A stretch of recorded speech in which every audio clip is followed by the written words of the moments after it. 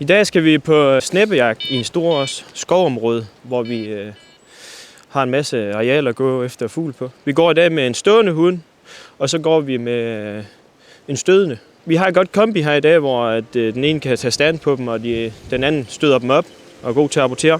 Nu må vi se, om vi ikke kan få lidt fugl, om de er hjemme i dag.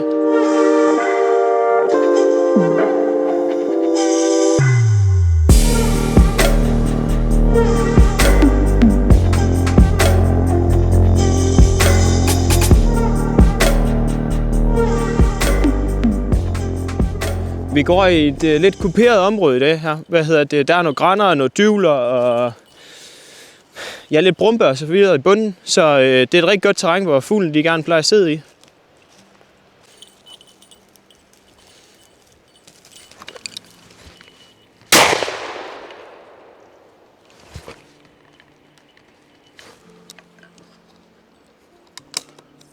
Så jeg sgu 2 der. Jeg tror, vi fik den ene.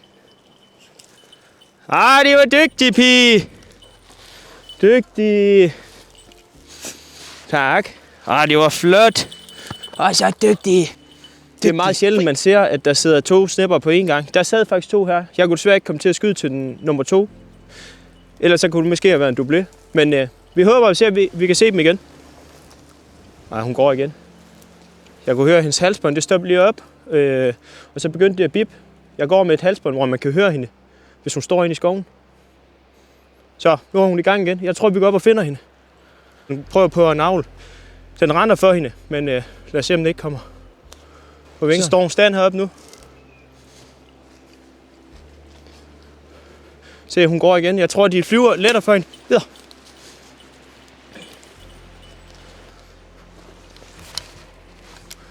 Der kom lige en snep mere der. Men kom over for naboposten. Den var for langt ud til, at jeg kunne skyde på den.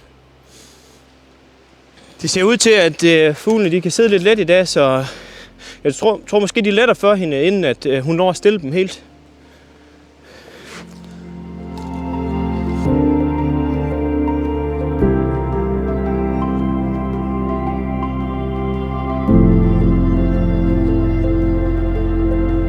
Lise, kom! Ja, videre! Nu er det også meget vigtigt, når vi går med stående huden i skoven her, for at finde snepperne, og vi skal have en stand på dem. Det er, at vi skal have vind i næsen på dem, når vi går. Hvis vi går i bagvind for eksempel, så har de alt for svært ved at få stand på dem. Og så tit så letter de dem, uden at man når at opnå en stand. Så lige nu så går vi med vinden direkte i næsen på dem, så det skulle være lige nøjagtigt, som det skulle være.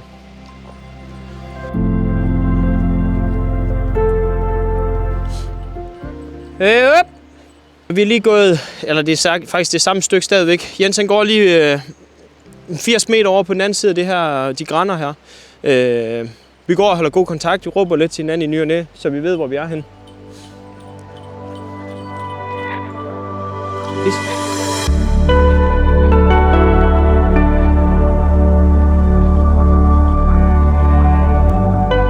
Jamen, det første stykke her, vi går igennem, altså det er det samme stykke i en lang, men der kommer lige sådan nogle pletter, hvor der er lidt grantræer og lidt forskellige.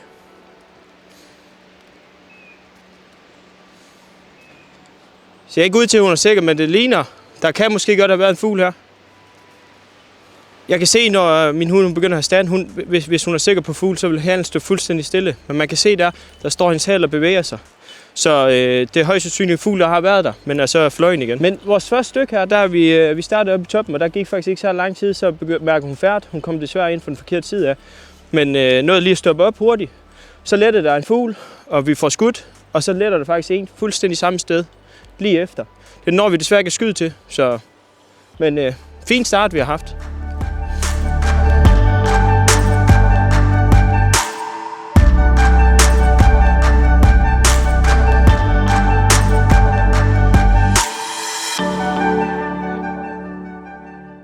Nu tager vi faktisk det samme igen, eller bare lige over på den anden side af vejen. Nu er det så, at vi kommer til at gå med vinden i ryggen. Så der kan det blive svært for hende at få stand i hvert fald. Men vi håber på, at det måske ikke lykkes. Hun kan nogle gange godt løbe langt ud, og så tage vinden hjem igen. Og så opnå stand alligevel. Men vi prøver at tjekke.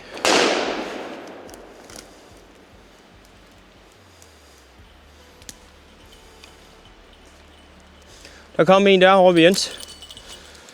Så må vi håbe, han har fået den. Venter lige et øjeblik her. Lise, kom! Han tror ikke, han fik den, men alligevel så han måske, den sådan røg lidt ned over til højre. Men så kan det være heldig, at han får den op og flyve igen, og så kan få den. Men lad os se, om han ikke er måske heldig. Ja, men nogle gange, det kommer så lidt an på, om det er en træt fugl eller en frisk fugl. Altså, en frisk fugl, det er egentlig, hvis den har overnattet hele natten her, så klar til at lette igen og flyve videre. Og en træt fugl, det er en, der måske er kommet om morgenen her. Så kan man se lidt forskel på dem, at de friske, de flyver langt, og de ikke friske fugle, de flyver ikke så langt. Nu prøver vi lige et lille stykke hernede med nogle dyvler i. Det er ikke så langt, men der plejer jeg godt at kunne sidde lidt fugl i. Så vi håber på, at der er nogen hjemme. Ja. Kom. Kom så med den. Lise, hun har markeret stand. Hendes halsbånd har stået og bippet i faktisk rigtig lang tid. 2-3 minutter. Vi kommer op til hende og får den skytten med ud på vejen også. Men til sidst så løsner hun selv. Jeg ved ikke, om fuglen er gået af sig selv, men der var desværre ikke nogen hjemme der. Men det kan være, den er rendt for hende, så det kan være, den letter hernede i bunden.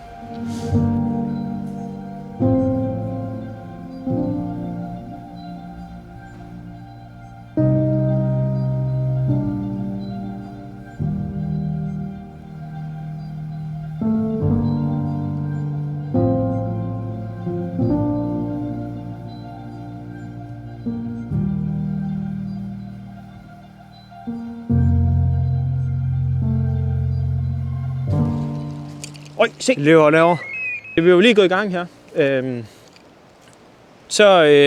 Ud af ingenting, der kom lige 2 store fuldskuffel døjer derude.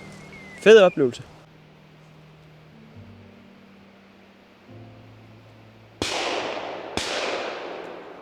Ligesom hun var væk i noget tid her inde i Grandplantagen.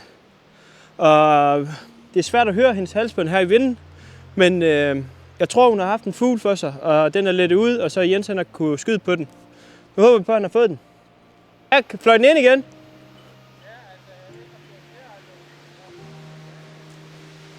Okay, vi kan prøve at gå ind.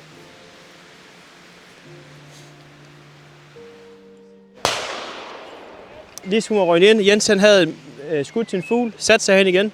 Hun har fået den op og flyve igen. Desværre er den uden stand, men kom over ham, og nu har han fået den hernede. Nu skal vi ned og finde den. Ud! Ud!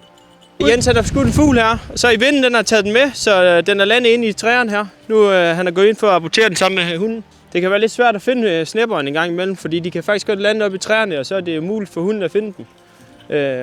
Men vi håber, at den ligger. Ja, nu lyder det til, at de har fundet den. Så. Kom, plads. Fik de.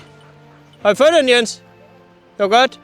Det var dejligt. Jens han har fundet fuglen, så perfekt.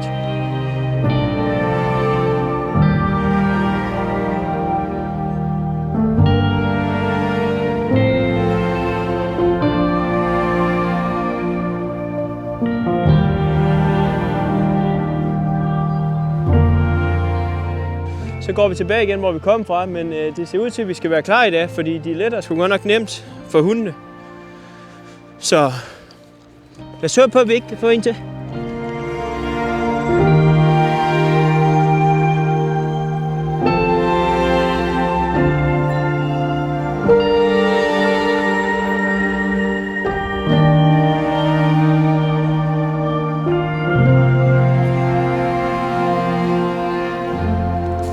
Nu går vi ud i sådan lidt åbent område igen, hvor der er de der en masse dyvler og bomber og så videre. Der sad ikke nogen her i det første stykke af dem, men det plejer der at gøre. Men sådan er det, når man går på snæppejagt, så ved man det aldrig. Der blæser meget ud i det område, så det er ikke sikkert, at de vil sidde der. En frisk revgrav her, man kan se, at det er for nylig, der har været en rev ned igennem. Sporene, de er helt friske. Der lugter sygt meget døjort her. Jamen, vi må ind over. Ja. Forrige er færdig med nu og gået videre til den næste. Vi havde 2 opfløj i den sidste, og Jens fik den ene, så det var helt perfekt. Nu vil vi gå videre her og håber på at se nogle flere. Og vi starter i nogle høje grænder her. Og så går vi over i en højskov, hvor bunden er kommet op i måske en 2 meters højde, grænder og forskellige terræn. Hvor de gerne plejer at ligge ind i. Og der blæser lidt af, så måske de ligger lidt i læ.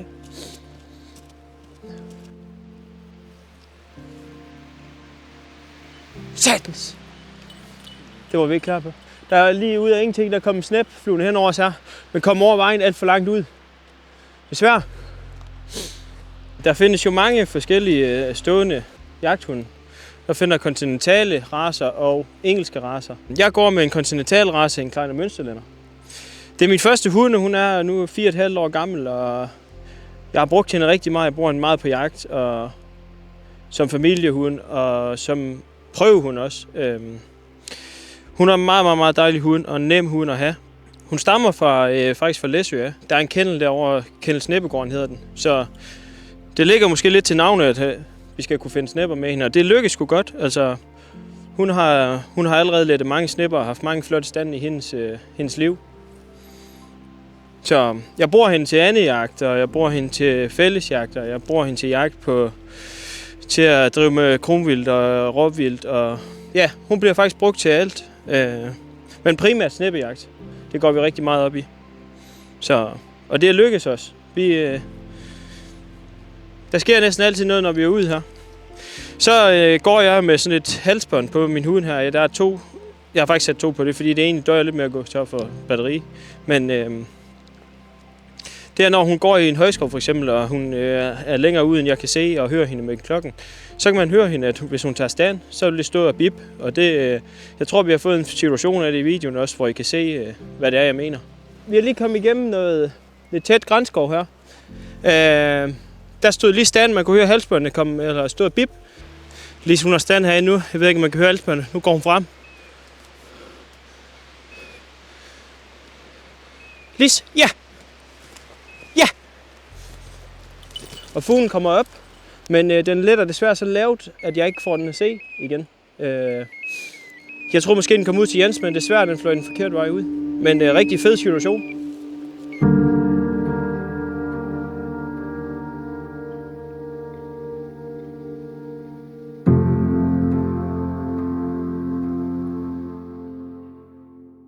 Der er blæst rigtig meget nat her, og det gør der stadigvæk. Så jeg ved ikke, om det er perfekt i forhold til at gå på snæppejagt i det. Man siger jo gerne, at de vil trække lidt og stille vejr, og så sætte sig, hvis der er blæsevejr. Så indtil videre ser det ikke ud til, at der er rigtig mange, der har sat sig herude, men vi har da set lidt. Nu kører vi videre over i den næste såd. Der plejer vi faktisk også igen, altså nu... Man kan aldrig sige, om det er hjemme, men vi har skudt en del i den såd, vi kommer til nu, men lad os se, om det er hjemme.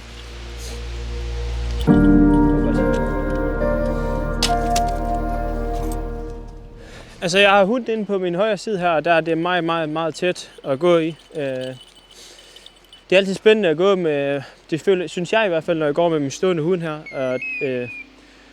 Og man pludselig kan høre halsbåndet stå og bippe ind i det tæt her, og så skal ind og finde dem, og så få dem til at lette fuglen. Det er noget af den fedeste jagtform, jeg i hvert fald synes. Men man skal faktisk også altid være klar, fordi at det er ikke sikkert, indtil du med, at man går med stående hund, så er det ikke sikkert, at de har stand på, hver gang de finder en fugl. De kan også godt komme i dårlig vind og så videre, og så komme til at lette dem uden grund. Altså, så de bare lige pludselig kan komme hen over en. Så man skal næsten altid, eller man skal være klar hele tiden, når man går på snæppejagt. Ja, kom videre, Lis.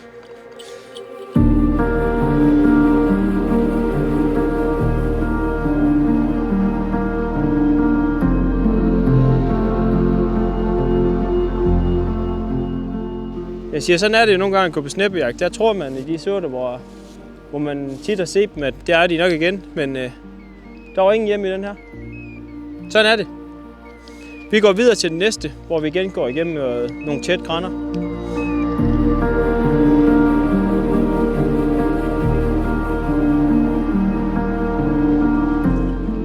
Ja, vi har lige haft en kongesituation med hende, hvor vi faktisk står og snakker, så hun bare lige stopper op med det samme. Og stand, får givet hende rejseordre og får den skudt. det gælder faktisk også meget om, at man skal stole på sin hund, når man går i sådan noget her. Fordi når du går med en stående jagthund, hvis du går og fløjter på dem hele tiden, så vil de... Jamen, det kan være, at du til sidst kommer til at fløjte med, at de står stand et eller andet sted. Så det er bedre at stole på dem, og så regne med, at de gør det, de skal. Og så de selv holder god kontakt til føreren.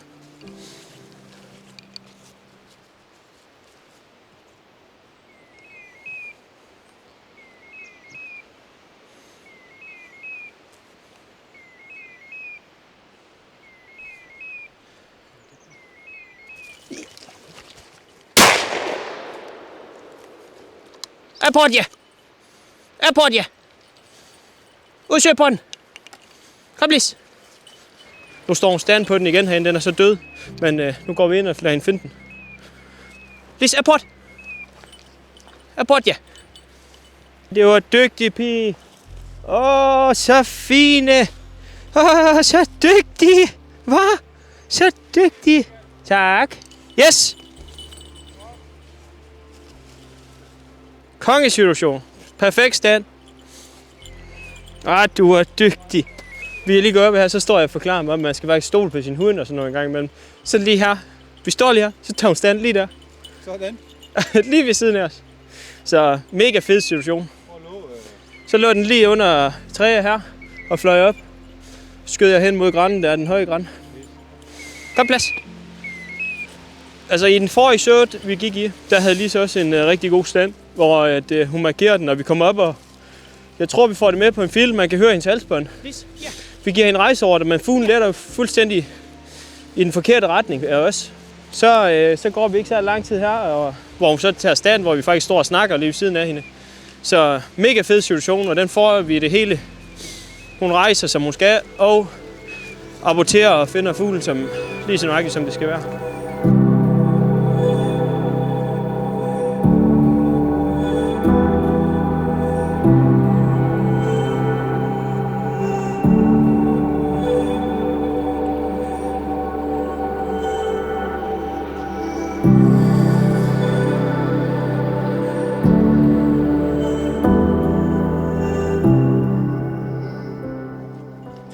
Så går vi til det sidste område, vi skal igennem i dag. Der går vi ned i sådan en stor slugt, hvor Jens går op på toppen af bakken faktisk på en vej, og så har et stykke op til venstre for os, hvor vi går ned i slugten, og så ser vi ikke får nogen ud. Der er meget læge til dem dernede, så måske de kan sidde dernede på brinken.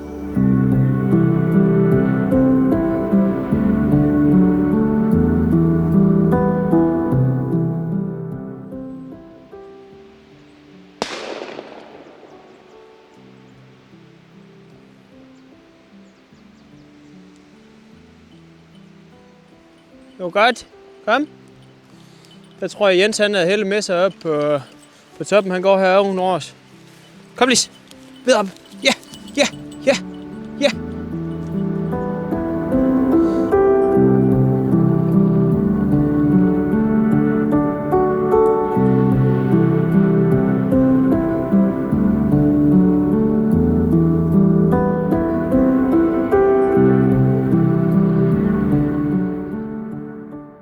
Hun har lige haft en stand, hvor jeg har troet, der var sad en fugl, men det gjorde der ikke. Men hun står rigtig hårdt der, og det er fordi hun selv tror på, at fuglen er lige foran hende. Så kan det nogle gange være svært at gå op og rejse dem. Så det var derfor, jeg skulle så tæt på at få hende frem. Ja, kom så her.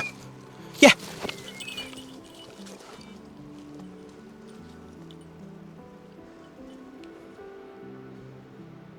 Kom den ud? Det havde jeg selv troet på, at der sad i. Jeg tror, der må have været noget, men fuglen over, den er gået.